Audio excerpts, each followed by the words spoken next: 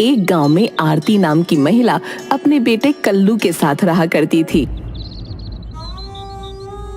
एक दिन आरती जब सोकर उठी तो उसने देखा उसका बहू बेटा कहीं बाहर जाने की तैयारी कर रहे थे। कल्लू बेटा, सुबह सुबह बहू को लेकर कहाँ जा रहे हो? हम ये गांव छोड़कर जा रहे हैं माँ। गांव छोड़कर जा रहे हो? कहना क्या चाहते हो? आपसे कितनी बार कहा था माँ जी, इस मकान को बेच दीजिए, मगर आपको हमसे ज्यादा अपने मकान से प्यार है। बहू, इस मकान में मेरे पति की यादें जुड़ी हुई हैं, मेरे बेटे का बचपन जुड़ा है, भला मैं इस मकान को कैसे छोड़ सकती हूँ? अगर आप नहीं बेच सकती तो आप यहीं पर रहिए, अकेली। मैं इस गांव के माहौल में इन जाहिलों के साथ नहीं रह सकता, इसीलिए मैं अपनी पत्नी के साथ हमेशा हमेशा के लिए ये गांव और ये घर छोड़कर जा रहा हूँ। मुझे अकेला छोड़कर मत जाओ बेटा, तुम्हारे सिवा मेरा इस दुनिया में है ही कौन? तुम मुझे अकेला छोड़कर चले जाओगे तो मैं किसके सहारे जीऊंगी? मुझे पता था माँ जी, आपके ड्रामे शुरू हो जाएंगे। इतना बोलकर कल्लू की पत्नी कल्लू की ओर देखकर बोली, अब चलिए, बस का टाइम होने वाला है। माँ जी को तो हमेशा आदत है रोने धोने की। कल्लू और उसकी पत्नी आरती को रोता छोड़कर चले गए। आरती बहुत देर तक अपने बेटे की याद में आंसू बहाती रही। दोपहर के समय आरती अपनी दोस्त सविता के पास चली गई। क्या हुआ आरती, तुम्हारी आंखों में आंसू क्यों? आज तुम्हारी बहू ने तुमसे फिर झगड़ा किया? नहीं सविता, आज मेरी बहू ने वो किया जिसके बारे में मैंने कभी नहीं सोचा था। साफ साफ बोलना, क्या हुआ? मेरा बेटा अपनी बहू के साथ मुझे छोड़कर चला गया। आखिर मेरी क्या गलती थी?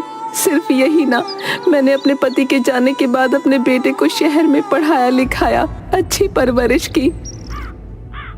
आजकल के नौजवान बच्चे अपने आप को समझते क्या है? वो तुम्हें छोड़कर ऐसे कैसे जा सकते हैं? क्या उन्हें तुम्हारे बारे में एक पल भी ख्याल नहीं आया? उनके जाने के बाद तुम्हारा क्या होगा? आरती रोते हुए बोली, मैंने अपने बेटे के सामने बहुत गिड़गिड़ाया सविता, लेकिन उसका दिल नहीं पसीजा। जो होना था वो हो गया आरती। अब ये बताओ, तुम आगे क्या करोगी? मतलब तुम्हारा खर्चा पानी कैसे चलेगा? यही सोच सोच कर तो पागल हुई जा रही हूँ। तुम हिम्मत मत हारो आरती। जब तुम्हारे पति जीवित थे तो वो समोसे का ठेला लगाया करते थे और तुम उनके साथ समोसे बनाती थी। तुम अब भी वही काम कर सकती हो। शायद तुम सही कहती हो, जीवन व्यतीत करने के लिए मुझे कुछ तो करना ही पड़ेगा। हिम्मत मत हारो आरती। इन नौजवान बच्चों को दिखा दो, उनके बूढ़े माँ बाप उनके बगैर भी अपना जीवन काट सकते हैं। उन्हें हर कदम पर हमारी जरूरत है, हमें उनकी नहीं। सविता की बात सुनकर आरती के अंदर हौसला जाग गया। अगले दिन आरती समोसे का ठेला लगाकर गांव में एक पेड़ के नीचे खड़ी हो गई। एक बूढ़ा व्यक्ति धीमे धीमे कदमों से चलता हुआ आरती के पास आकर बोला, समोसे में खुशबू तो बहुत अच्छी आ रही है। मैं तुम्हें जानता हूँ। तुम रतन की पत्नी आरती हो ना? हाँ, मैं रतन की पत्नी आरती ही हूँ। शायद तुम मुझे नहीं पहचानती। सालों पहले जब तुम अपने पति के साथ यहाँ पर ठेला लगाया करती थी, तब मैं तुम्हारे रोज समोसे खाने आया करता था। उन समोसों का स्वाद मैं आज तक नहीं भूला। लाओ, जल्दी से मुझे 4 समोसे खिला दो। आरती ने उस बूढ़े व्यक्ति को 4 समोसे दिए। उस दिन के बाद आरती की आमदनी अच्छी होने लगी। मगर कुछ दिनों बाद गांव का व्यक्ति जग्गी आरती के ठेले पर आकर बोला, कैसी हो आरती माँ? ईश्वर की कृपा है जग्गी, क्या तुम भी मेरे समोसे खाने आए हो? मैं पुराने व्यंजन नहीं खाता, आजकल फास्ट फूड का दौर है। अब समोसे खाना कौन पसंद करता है? ये तो अपने अपने मन की बात है जग्गी। मैं तुम्हें यहाँ पर ये बताने के लिए आया हूँ कि कल से मैं इस पेड़ के नीचे समोसे पूरी और कचौड़ी की दुकान लगाऊंगा। तुम अपना ठेला लेकर कहीं और चली जाना। तुम मुझे धमकी दे रहे हो जग्गी?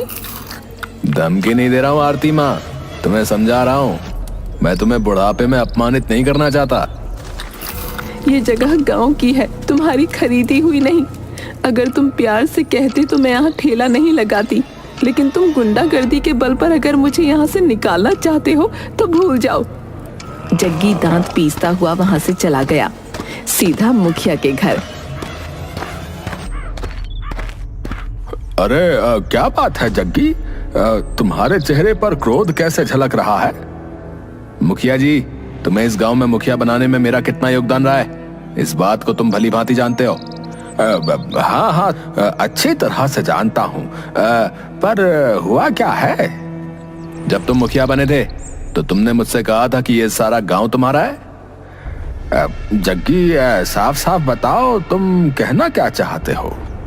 मैं समोसे, पूरी और कचौड़ी की दुकान लगाना चाहता हूँ, मगर वहां पहले से ही आरती अपना ठेला लेकर खड़ी हुई है। उसकी बिक्री वहां पर अच्छी होती है। जब मैंने उसे वहां से चले जाने के लिए कहा तो उसने टका सा जवाब दे दिया कि वो वहां से नहीं जाएगी। बस इतनी सी बात। तुम्हारे लिए ये इतनी सी बात होगी, लेकिन मेरे लिए ये बहुत अपमान भरी बात है। तुम चिंता मत करो जग्गी, आरती की चिंता छोड़ दो। वैसे भी अब उसके आगे पीछे है ही कौन जो उसकी हिमायत लेने आएगा। लेकिन तुम एक नंबर के मूर्ख हो जग्गी। क्या मतलब? मेरी बात ध्यान से सुनो। तुम वहां पर अपनी दुकान जरूर लगाना, लेकिन पूरी, कचौड़ी और समोसे की नहीं, बल्कि नए जमाने के व्यंजन की, जैसे बर्गर, चाउमीन, मोमोज है। आजकल गांव के बच्चे भी जो है इन्हीं व्यंजनों को पसंद कर रहे हैं। तुम्हारी बिक्री अच्छी होगी, आरती के समोसे को कोई सूंघेगा भी नहीं है। आरती स्वयं अपना ठेला लेकर फिर वहां से चली जाएगी। कुछ दिनों बाद जग्गी एक बहुत सुंदर दुकान लेकर आरती के ठेले के बगल में खड़ा हो गया, जिसमें सारे नए जमाने के व्यंजन मौजूद थे। जग्गी आरती का मजाक उड़ाते हुए बोला, आरती माँ, अब तुम्हारे दिन खत्म हुए। अब दौर समोसे खाने का खत्म हो गया है। देखता हूँ मेरे बर्गर, चाउमीन, मोमोज के सामने तुम्हारे समोसे जो है कब तक टिक पाते हैं। ऐसा मत बोलो जग्गी, खाने में हर किसी की अपनी अपनी पसंद होती है, और मत भूलो ईश्वर हर किसी को उसके नसीब का ही देता है। आरती की बात सुनकर जग्गी हंसने लगा। तब एक ग्राहक जग्गी के ठेले पर आकर बोला, अरे भाई, तुम्हारी दुकान पर तो नए नए व्यंजन लगे हुए दिख रहे। ये क्या है? अच्छा, चाउमीन भी है, मोमोज भी है? जमाने के साथ चलना पड़ता है। अगर हम जमाने के साथ नहीं चलेंगे तो पीछे रह जाएंगे। तो एक काम करो, जल्दी से मुझे एक प्लेट चाउमीन, मोमोज और बर्गर लगा दो। जग्गी ने तुरंत उस ग्राहक को सारा सामान दे दिया। ग्राहक वो सब खाकर चटखारे लेता हुआ बोला, भाई वाह, मजा आ गया भाई। पहले हमें इन्हें खाने के लिए जो है अपने गांव से थोड़ी दूर शहर के रेस्टोरेंट में जाना पड़ता था, मगर तुमने जो है गांव में ही शहर की कमी पूरी कर दी भैया। तो फिर अपने गांव में भी मेरी दुकान का प्रचार करना भैया, और साथ ही साथ उनसे ये भी कहना कि मेरी दुकान के बगल में एक घटिया समोसे का ठेला भी लगा हुआ है। जब भी वो मेरी दुकान पर खाने के लिए आए तो उन घटिया समोसों को भी चख जाएं। घटिया समोसे वाली बूढ़ी माता का भी कुछ भला हो जाएगा। जग्गी की बात सुनकर वो ग्राहक हंसने लगा और चला गया।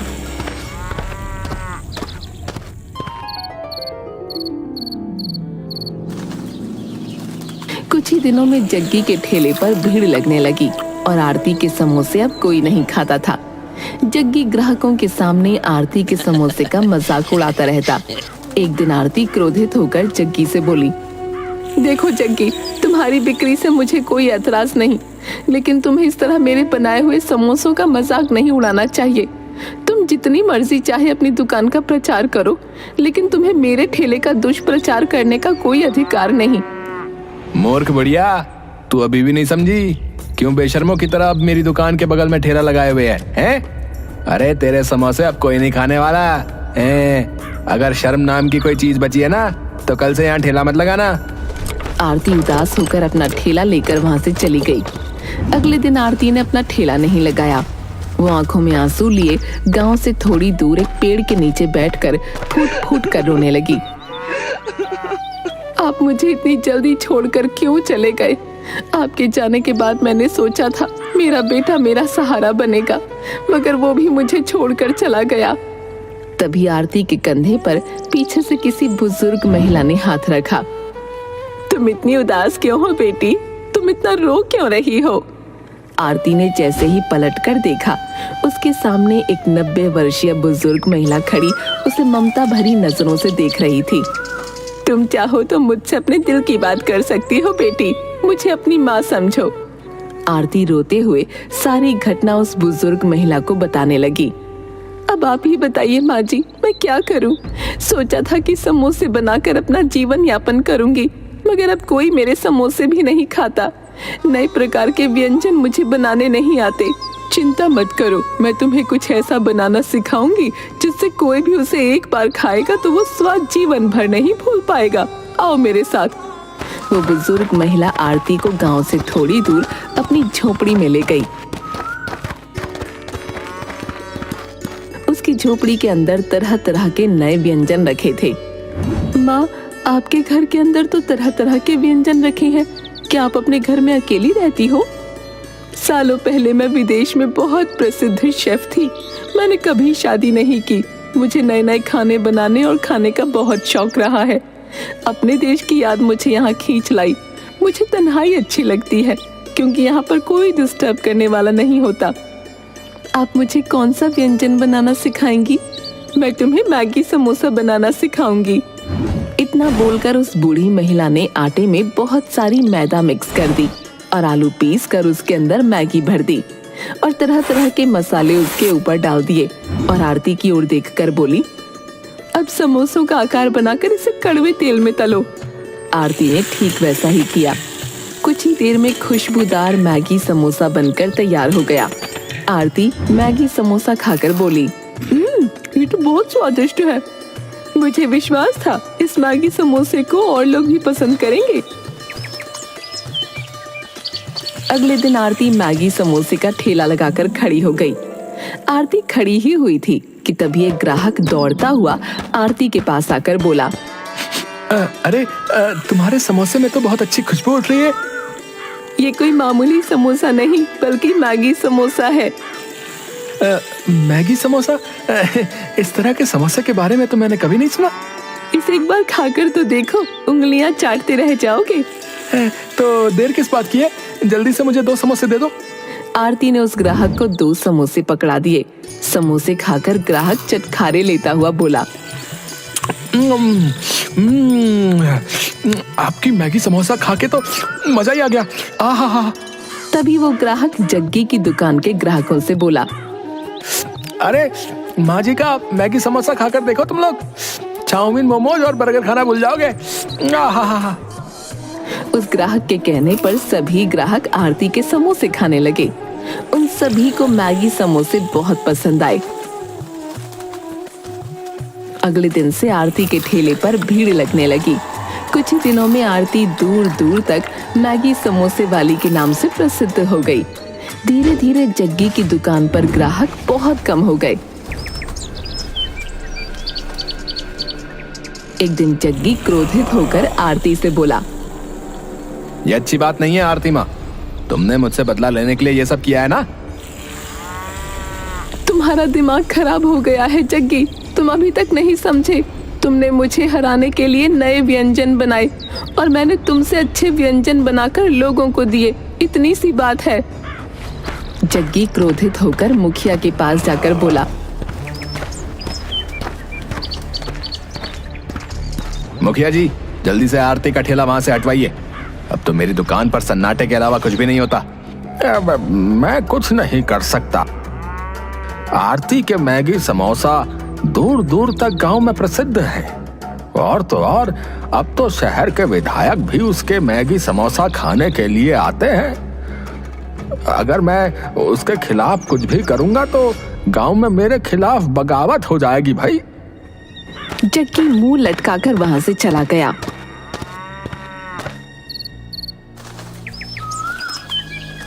कुछ दिन बाद जग्गी ने दुकान लगानी बंद कर दी और आरती ने एक ग्राहक से पूछा, जग्गी अपनी दुकान क्यों नहीं लगा रहा? आपको पता नहीं है आरती जी, जग्गी की बहुत तबीयत खराब है और उसके इलाज में उसका काफी पैसा उठ चुका है। यहाँ तक कि उसका मकान भी गिरवी रखा हुआ है। ये तो बहुत बुरा हुआ। मैं जग्गी को देखने जरूर जाऊंगी। अरे आरती जी, जग्गी तो आपसे बहुत ज्यादा दुश्मनी रखता था, उसके बाद भी। वो उसका स्वभाव था, लेकिन मैं उसकी तरह कठोर स्वभाव की नहीं हूँ। आरती शाम को जग्गी के घर गई।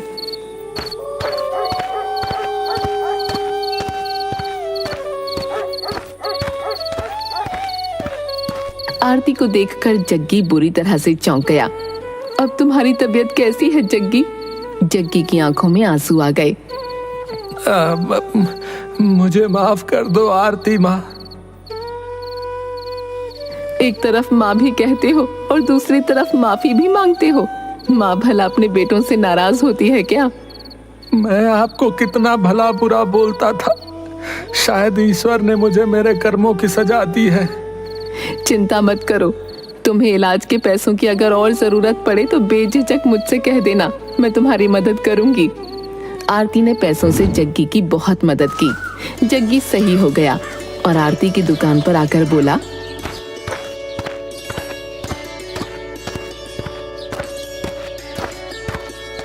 आरती माँ, आपने मेरे ऊपर इतने उपकार किए हैं, एक उपकार और कर दीजिए।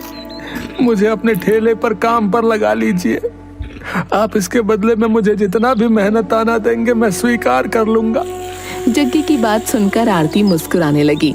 तभी उसने देखा कि उसका बेटा बहुत बुरी अवस्था में उसके पास आकर मुंह लटकाकर खड़ा हो गया। अरे कल्लू, तुम अकेले कैसे? बहू कहाँ है? आरती की बात सुनकर कल्लू रोने लगा। मुझे क्षमा कर दो माँ।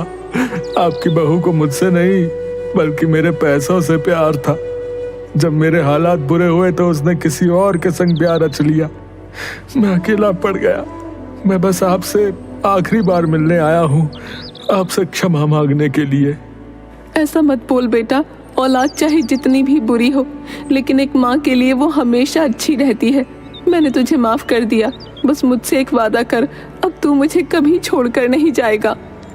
मैं वादा करता हूँ माँ, अब मैं इस गांव को और तुझे कभी भी छोड़कर नहीं जाऊंगा। आरती का परिवार फिर से मिल गया।